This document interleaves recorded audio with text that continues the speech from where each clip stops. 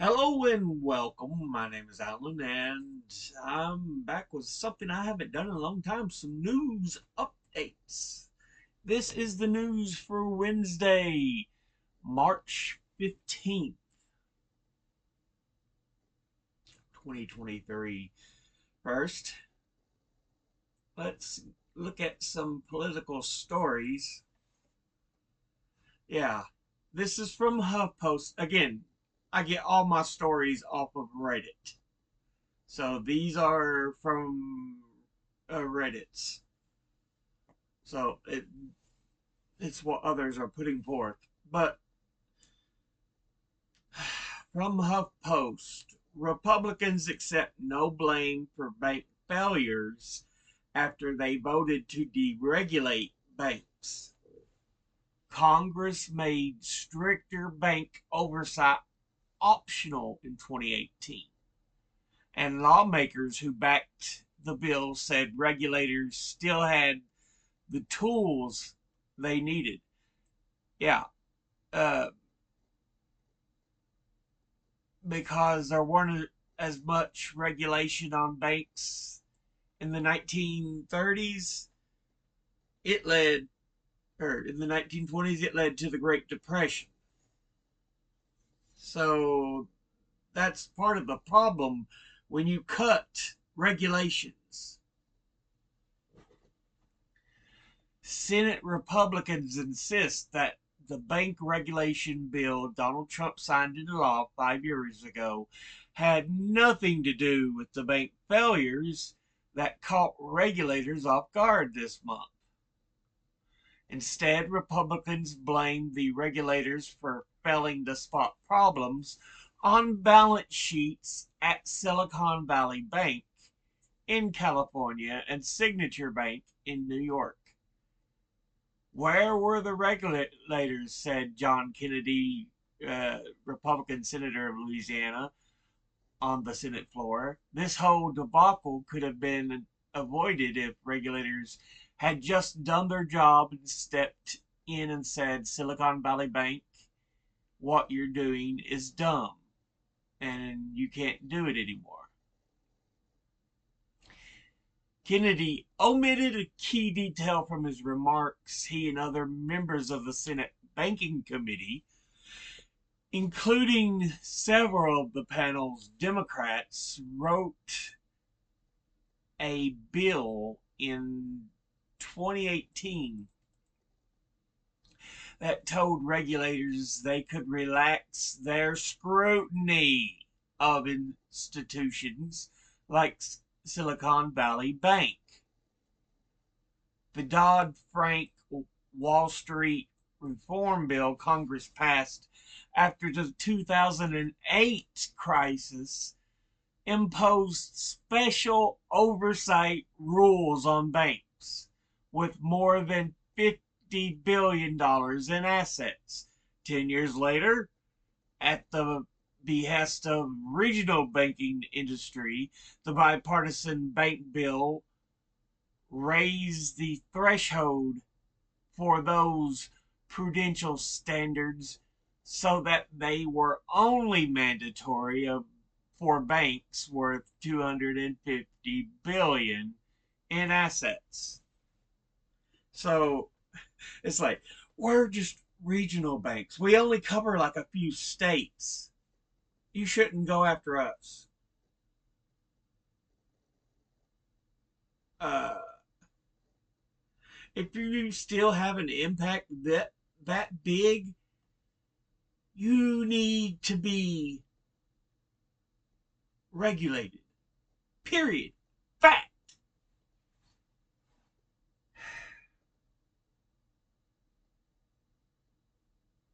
Regulations are not there just to go, we're going to attack business. No, it's because business always, especially certain corporations, tend to screw crap up all the time. And they just don't seem to care. Now this is from NBC. A Nebraska legislator is 3 weeks into a filibuster over a trans bill. I will burn the session to the ground over this bill, State Senator Michaela Cavanaugh said of a bill that would ban gender affirming therapies for minors. It was a mundane, unanimously supported bill on liquor taxation that saw State Senator Michaela Cavanaugh take to the mic on the Nebraska legislature floor last week. She offered her support, then spent the next 3 days discussing everything about the bill, including her favorite Girl Scout cookies, Omaha's best donuts, and the plot of the animated movie Madagascar. She also spent that time railing against an unrelated bill that would outlaw gender affirming therapies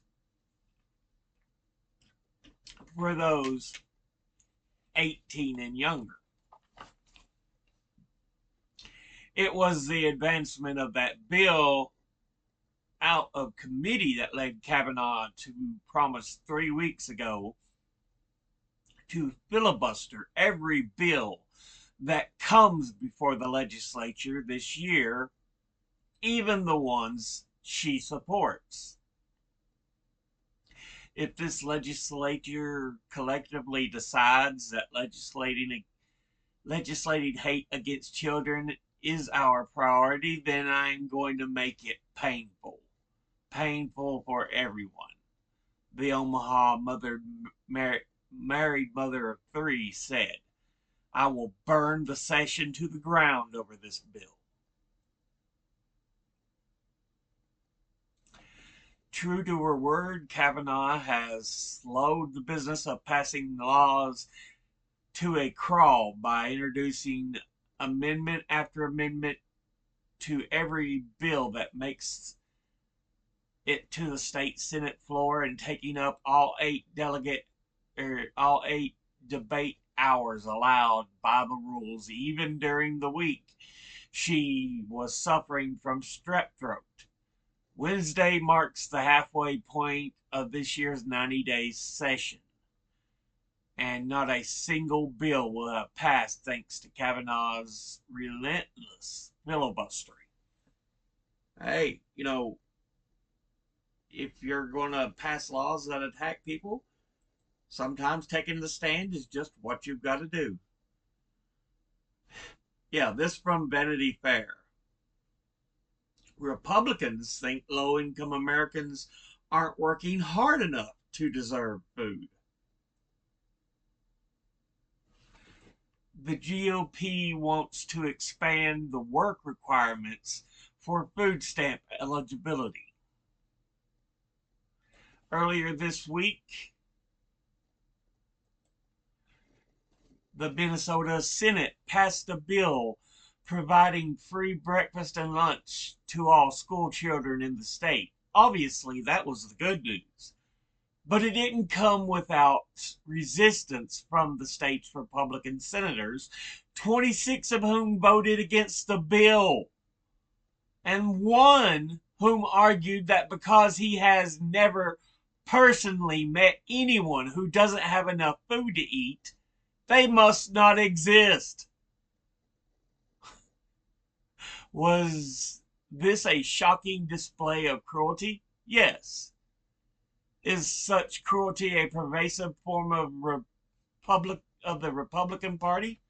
Also, yes. HuffPost reports that congressional Republicans have recently signaled that they want to cut federal programs to help low-income Americans buy food and go to the doctor. On Tuesday, Representative Dusty Johnson introduced legislation to expand work requirements for eligibility of SNAP, or food stamps. The federal program helps more than 20 million low-income households buy food. But apparently Johnson doesn't think low-income households are working hard enough to deserve that food. While the program currently requires able-bodied adults under 50 without dependents to work at least 20 hours a week. The congressman wants people to have to work until their early 60s to be able to eat. He also wants to reduce states' abilities to make exceptions as they see fit. Work is the best pathway out of poverty, according to Johnson in a press release. With more than 11 million open jobs, there are plenty of opportunities for SNAP recipients to escape poverty and build a better life. There should be better requirements on those running for office who want to attack the poor and the unfortunate.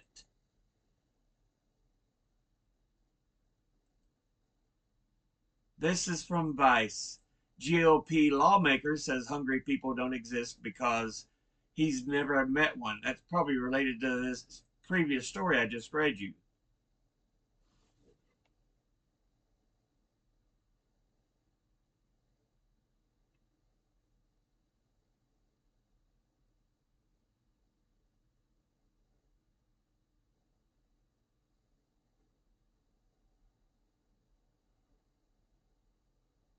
Yeah, Minnesota State Senate. So, yeah, Minnesota, why are you electing these lunatics? How are they getting in to the state Senate? That guy's a psychopath. Oh, I've never seen somebody so poor that they can't afford food. That's a lie. This from NBC. South Carolina Republicans propose bill that could subject women who have abortions to the death penalty.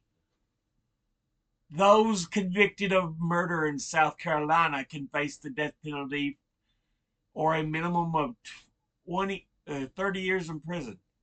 And of course, they'll put abortion on the same level as murder.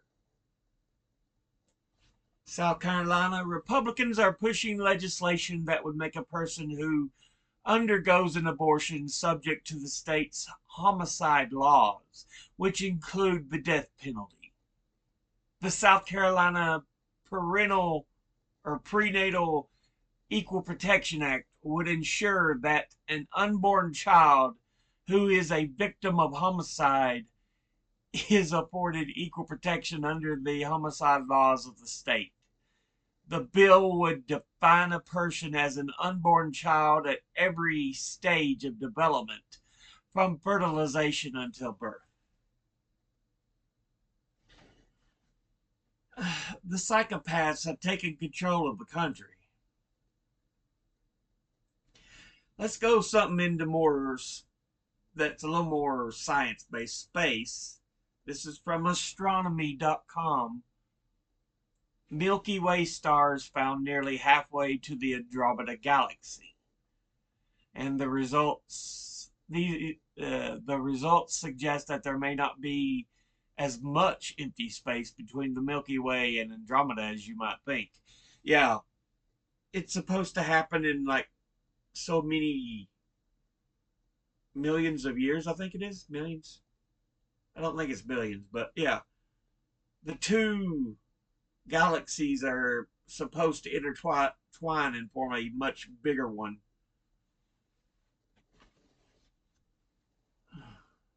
It'll be well past our lifetimes, but yeah.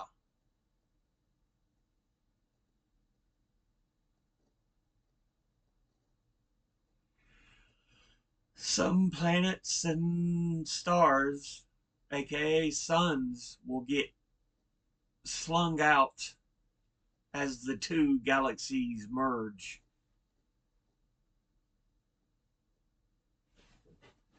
So, yeah.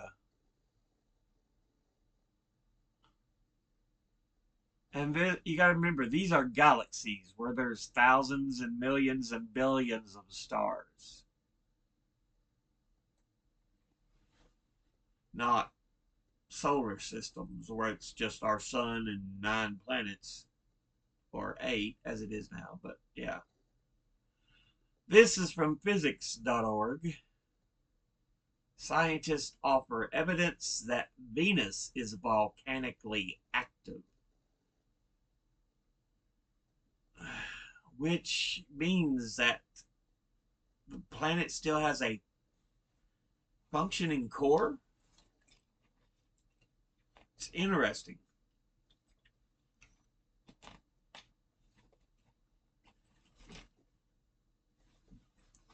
That the planet is still capable of things besides just being an excessively hot planet.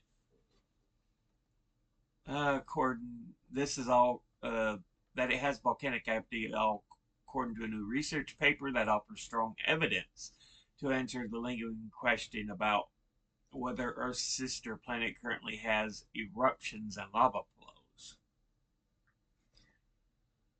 It is similar to Earth in size and mass, differs markedly in that it does not have plate tectonics. The boundaries of Earth's moving surface plates are the primary locations of volcanic activity. Hmm. Interesting. And we got two more stories. This from the Moscow Times. Russia seeks prison for soldier who admitted to war crimes in Ukraine.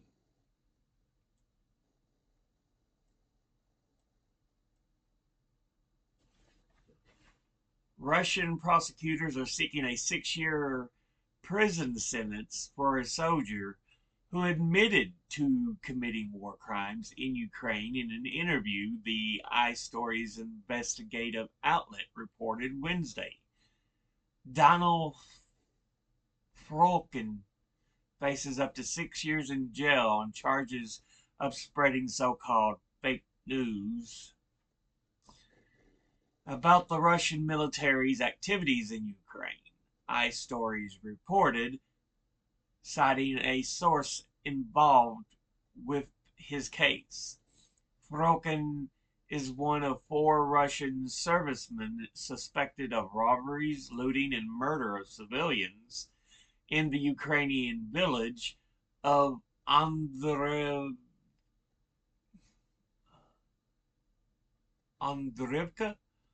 who iStories identified last year by using photos the soldiers took on a phone stolen from a resident.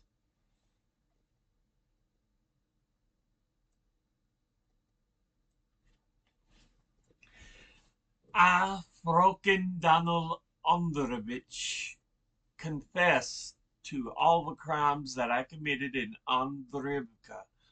I confessed to shooting civilians, robbing civilians,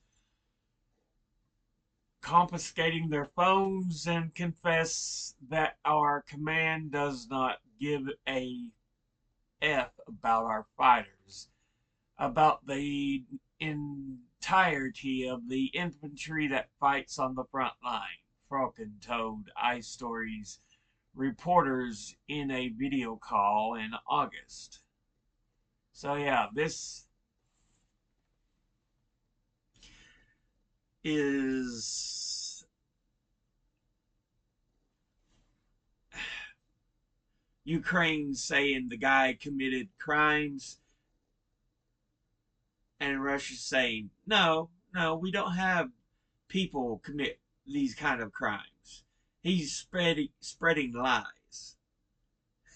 So, yeah.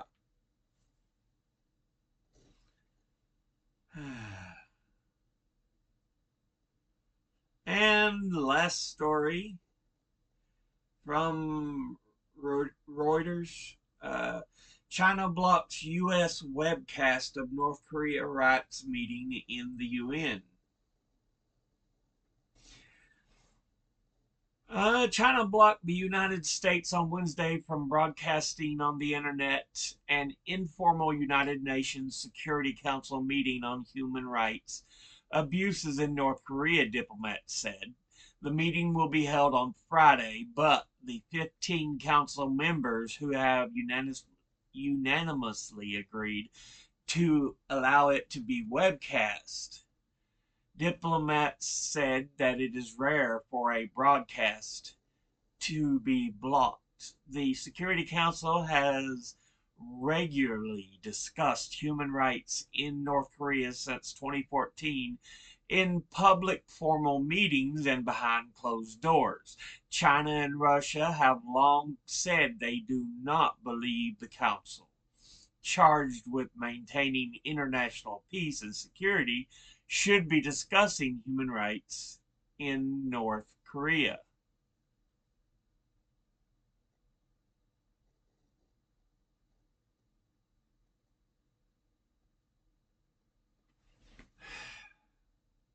Why shouldn't you discuss human rights in a country? China told its council colleagues on Wednesday in an email seen by Reuters that the discussion won't bring any benefit, and we have been against the holding of this meeting from the very beginning. Therefore, we have to object to the webcasting of this meeting by UN Web TV, China said.